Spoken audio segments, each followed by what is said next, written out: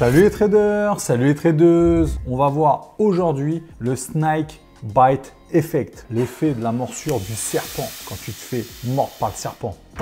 Dans la précédente vidéo, nous avons vu la surconfiance. Le Snake Bite Effect, c'est complètement l'opposé, d'accord? C'est vraiment l'inverse. Et je vais t'expliquer pourquoi avec le support. Let's go sur le support. Allez, on y va, on regarde.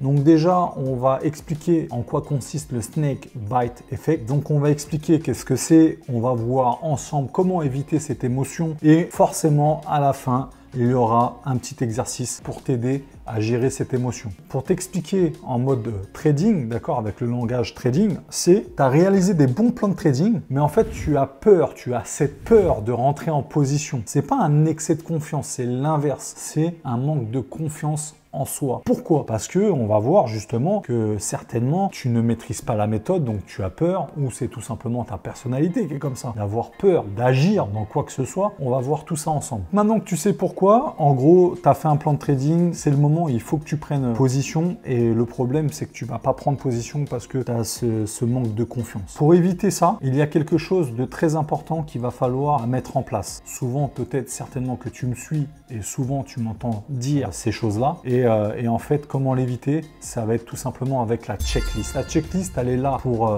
énumérer, pour checker tous les points avant de rentrer en position, mais elle est aussi là pour te donner confiance, en tout cas maîtriser tes émotions. Dans ta checklist, tu vas devoir ajouter, mettre des phrases en fait pour te donner confiance, et tu peux mettre aussi des choses pour aussi gérer d'autres émotions. Par exemple, tu vas pouvoir mettre ta checklist. Est-ce que tu es sûr, si tu fais ce plan de trading et que tu vois que tu as bien ta confirmation, est-ce que tu es sûr, est-ce que tu vas rentrer en position? En fait, il faut que tu mettes des phrases pour te mettre la pression. Et tu vas pouvoir aussi mettre par exemple une autre phrase qui va être: tous les points de ma checklist ont été validés, checkés. Donc après, tu peux rajouter une phrase: vu que tous les points de ta checklist ont été validés, maintenant c'est à toi de rentrer en position. Est-ce que tu vas rentrer en position, oui ou non? C'est ça le truc, c'est qu'il faut mettre tes émotions dans la checklist. Si par exemple tu as un excès de confiance, tu peux mettre dans ta checklist, je te donne plusieurs exemples comme ça tu comprends, dans ta checklist tu vas pouvoir mettre: ok, donc là je m'apprête à prendre position, mais est-ce que c'est pas un trade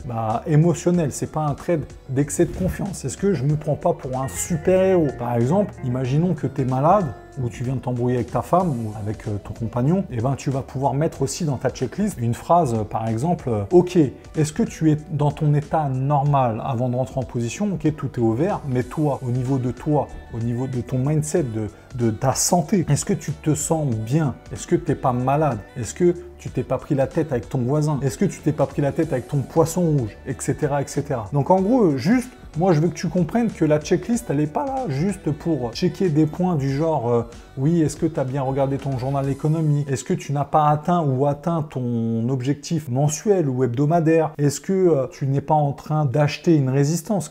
Est-ce que tu n'es pas en train de vendre un support, etc., etc. En fait, ce que je veux, c'est que tu comprennes qu'il faut aussi rajouter des émotions, d'accord? Donc si tu as peur, certainement que peut-être tu as un problème avec ta valeur de points. Est-ce que ta valeur de points, ta quantité de lot est bien réglée? C'est ça le truc, c'est est-ce que ton money management est bien respecté? Tout ça, il va falloir le mettre dans ta checklist. Et en plus, en fait, tout va se retrouver dans la checklist, parce que n'oublie pas que tu as 80% de psychologie, en gros, hein, même un peu plus, et tu as que seulement 20% de technique. Donc forcément, tu vas tout retrouver dans ta checklist. Comme on a mis sur le support, ta checklist, ça doit être ton meilleur ami ou ton patron. Il faut vraiment que ça soit ça qui te drive, ok? Pour éviter de faire du trading émotionnel. Il faut vraiment que tu trades comme un robot. Donc en gros, comment l'éviter du coup d'avoir cette émotion qui est affreuse? On l'a vu, la réduction des erreurs émotionnelles va se faire via la checklist. Il te faut te créer